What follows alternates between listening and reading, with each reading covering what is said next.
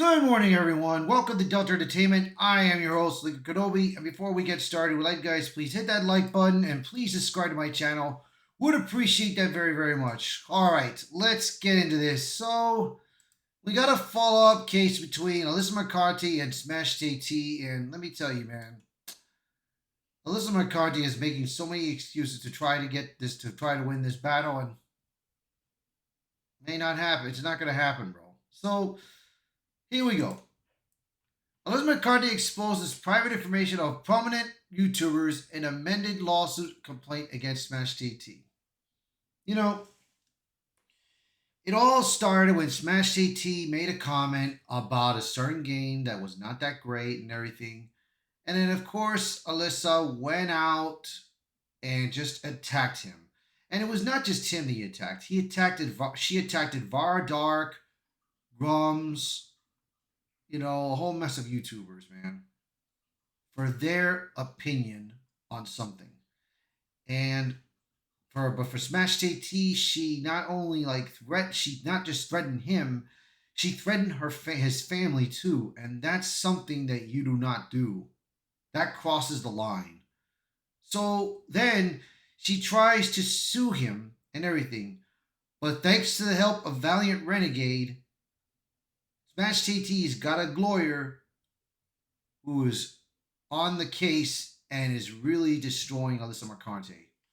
So let's read up this latest article and see what is going on. Now, I gotta warn you, it is pretty long. So let's do this. Did Alyssa Mercante just review very private and identifying information about a plethora of major online personalities while claiming in her Smash JT lawsuit that she has been damaged by the very same sort of behavior?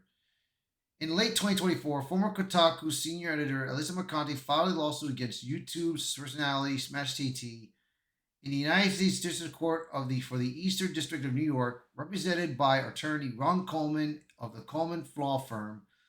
Smash JT filed a motion to dismiss the original complaint, asserting that the statements at issue were either protected under the First Amendment as satire, hyperbole, opinion, or lacked the specificity required to qualify as actionable defamation under New York and California law. Coleman also pointed out that the Mercante Smash TT lawsuit was filed in New York. In his motion to dismiss, he challenged the court's authority to hear the case, arguing that Smash TT resides in California and operates its platform from that state, does not have sufficient law ties to New York to warrant jurisdiction. He maintained that merely posting online content accessible in New York does not establish the kind of direct, intentional conduct toward the state required under jurisdictional law. Coleman's response additionally emphasized that statements such as "she sucks for money," while vulgar and crude, were expressions of opinion, not verifiable factual claims. The defense argued that Mercante herself had posted jokes on social media which referenced similar language, and that Tarzia's commentary fell well within the realm of protected speech. Full disclosure: YouTube's personality Smash TT is represented in the lawsuit against Alyssa Mercante by Ron Coleman and the Coleman Law Firm. That Park Place, WW Pro, and Valiant Reggae are likewise legally represented by Mr. Coleman when necessary. Amended complaint filed. On April 18th, Alyssa Mercante submitted a first amended complaint in the U.S. District Court for the Eastern District of New York for her lawsuit against Smash TT. The amended filing expands the scope and structure of the original 37-page complaint, more than doubling its length to 79 pages. So here is the preliminary statement, right here.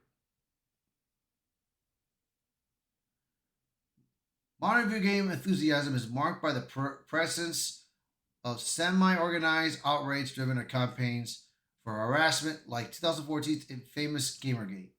In 2024, a small Montreal-based narrative development and consulting company, Sweet Baby Inc., found itself at the center of a fresh controversy and correctly accused by Gamergate enthusiasts of forcefully inserting gender, sexual, or ethnical minority characters into the game or otherwise tweaking its narrative presentation to favor a general liberal bent. Hmm. The FAC retains the original legal claims, including defamation, intentional infliction of emotional distress, torturous interference with contract, and bias related harassment under New York City Rights Law 79, but significantly increases the volume of allegations, references, and exhibits intended to support the overall narrative of harm. Much of the expansion involves additional screenshots, commentary on YouTube content, and elite examples of coordinated harassment. The filing also seeks to reinforce jurisdiction of documenting connections between the defendant Jeff Tarzia, that's aka Smash TT, and New York-based platforms, web services, and collaborators. Now it's like this. Just like me, I have my thoughts on what has been going on with games and with movies. But I go by what has been read in the articles. And then I put out my little opinion out there, what I think. But for her, because everything that has been happening around Sweet Baby Inc., Gamergate, and them, every game that they have touched has gone into failure, massive failure. And there are examples out there. You guys can take a look. I mean, look what happened with Assassin's Creed. Look what happened with Star Wars Outlaws, Concord, Deadborn, Justice League just a Suicide Squad killed the Justice League. There's more out there, but that's the evidence right there to you.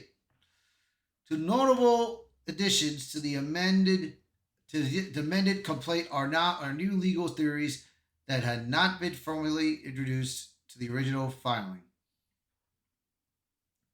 Prima facie tort.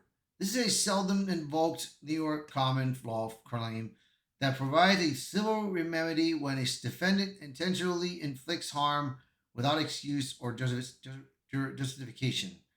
Even if the conduct does not fall neatly into a more traditional tort, the FAC presents this is an alternative theory of liability. Should the court find that the specific actions do not constitute defamation or another well established cause of action in practice, New York courts rarely sustain prima facie tort claims when the alleged conduct overlaps with other recognized torts. Stochastic terror. The amended complaint references a Washington State case, Bungie Incorporated Commer, to argue for a novel cause of action involving the deliberate incitement of harassment, through online platforms.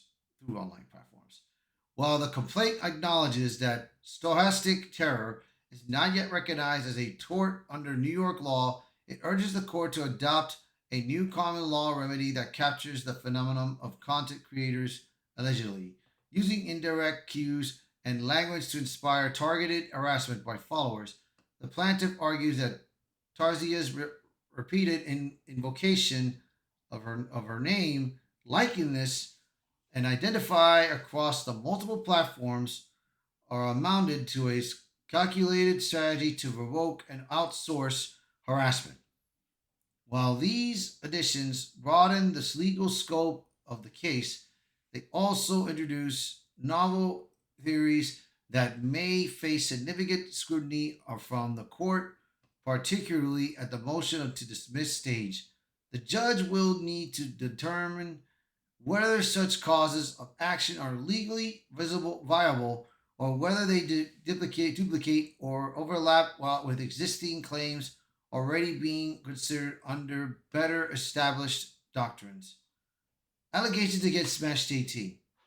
In the lawsuit, fact Mercante asserts that Smash TT engaged in a prolonged and escalating campaign of online harassment, largely centered around his commentary on her role as a senior editor at Kotaku and her public defense of the game consulting firm Sweet Baby Inc.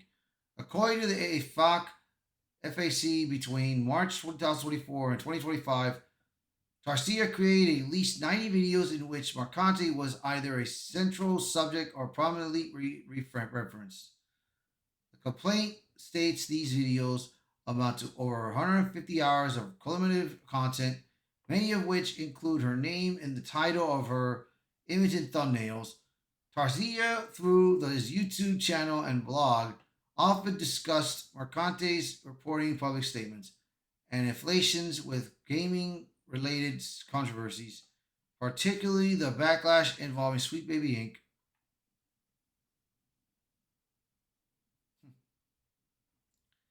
This has been bad, very bad for her.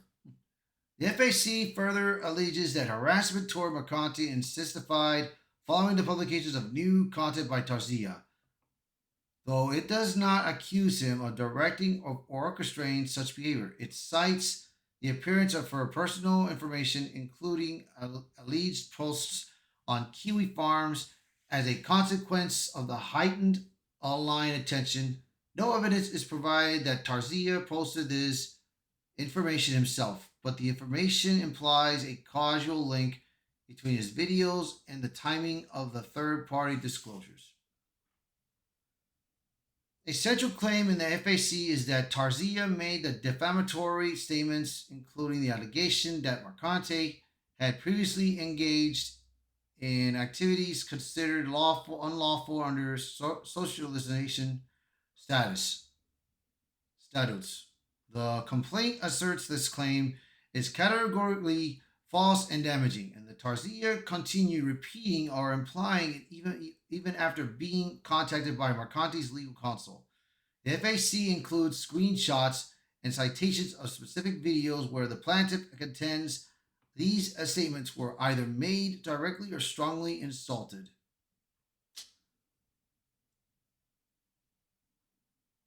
From Tarzia's side, he has consistently framed his content as a criticism of game journalism and industry practices, often positioning Kotaku and by extension Mercante as a representative of what he views as activist driven coverage. His defenders argue that much of this content falls under protected opinion, satire, or rhetorical hyperbole, and that he has discouraged direct harassment in post responses. Tarsia has publicly denied responsibility for third party threats or doxing, and he has maintained that his content constitutes lawful commentary.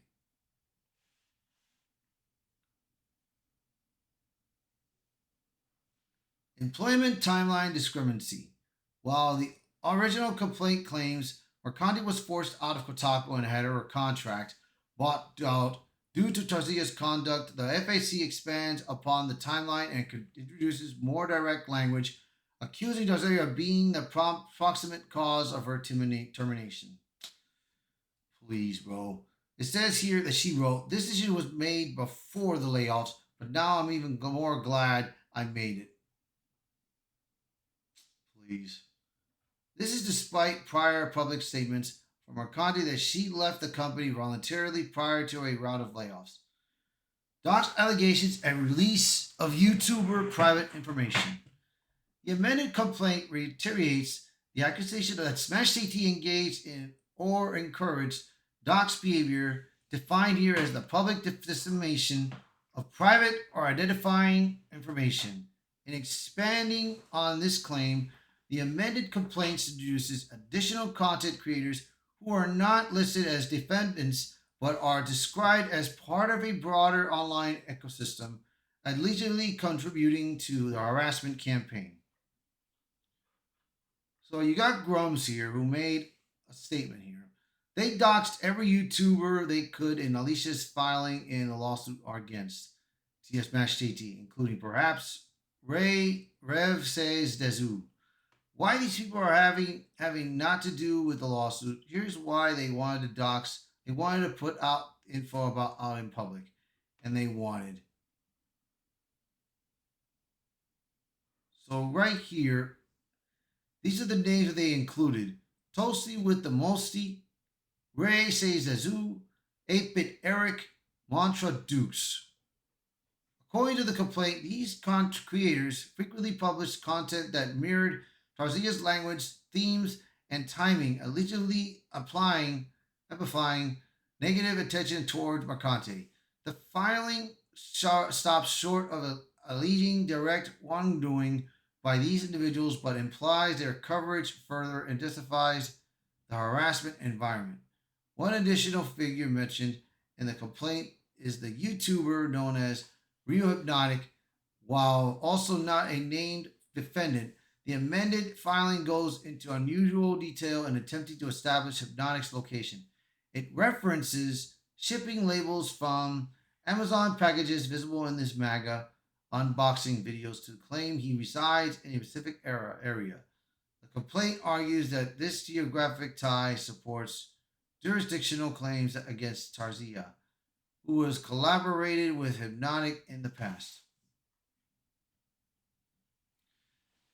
At the same time, the amended filings publication of the real names and approximate locations of these individuals, none of whom are co-defendants, has drawn scrutiny and accusation of hypocrisy.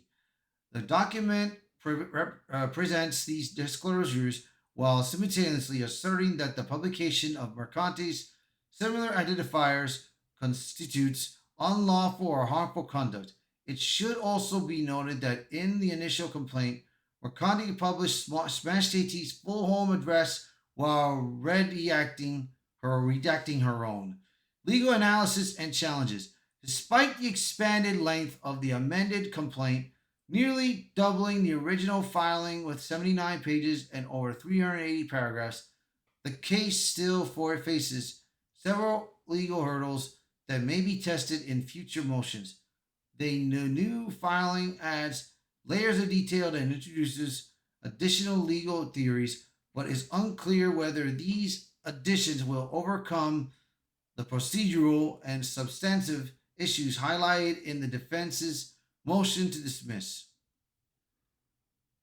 The defamation standard. In his earlier motion, attorney Ron Coleman argued that many of Tarzia's statements are protected by the First Amendment, particularly as they relate to opinions on a public figure's work.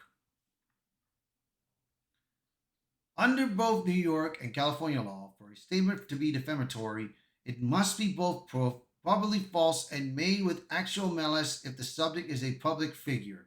Mercante is a former editor at a prominent media outlet, and the complaint itself acknowledges her public commentary and social media presence. Was may weigh in a favor of Tarzia's defense that his criticism was within the bounds of lawful commentary, priority of satire. Several of the statements cited in the complaint, including phrases used in YouTube video titles and thumbnails, may fall into these protected categories, particularly if they are interpreted as rhetorical hyperbole. The amended complaint also reasserts a claim that for prima facie tort, a cause of action in New York law that is meant to cover wrongful conduct that falls outside more traditional torts like defamation or harassment.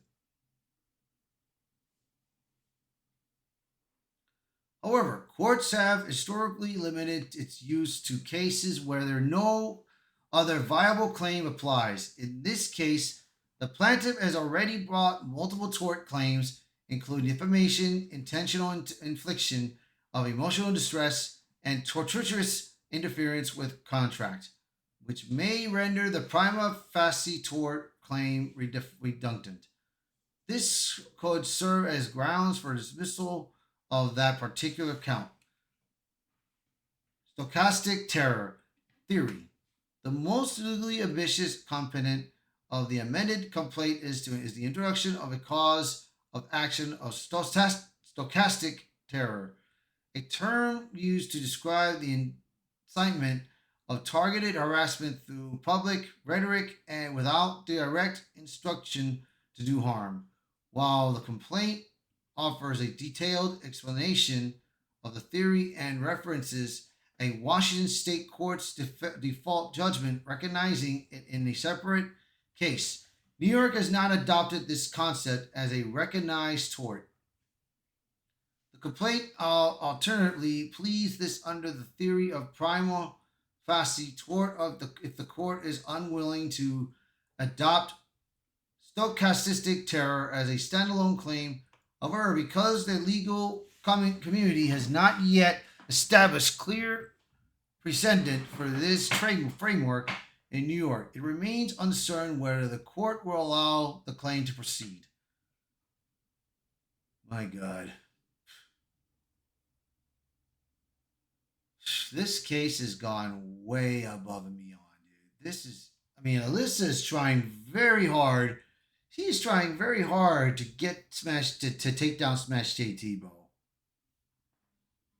It's like I said, bro. Everyone has got their own opinion of what they think of these certain articles, of what they think about these certain game titles or movies or anything. That is everyone's opinion and their First Amendment right, dude. And she obviously does not know that. A central challenge for the plaintiff will be establishing a direct cause link between Tarsia's consent and a specific damage alleged, namely the loss of her employment, reputational harm, and psychological distress, while the complaint includes screenshots, quotes, and references to external social media and YouTube content. It often relies on interferences and patterns rather than exploit instructions or communications directly connecting Tarsia to specific threats or outcomes.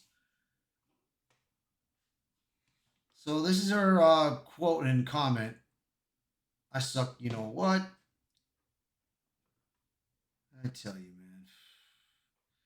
For example, while the lawsuit complaint argues that threats against Mercante increased after each Smash CT video, the legal bar proving the correlation amounts to actionable causation remains high. The court may scrutinize whether the evidence provided is sufficient to move beyond inference, and establish legal liability. Overall, the amended complaint significantly expands the factual record, but whether it overcomes the legal vulnerabilities raised in Coleman's initial motion to dismiss remains to be seen.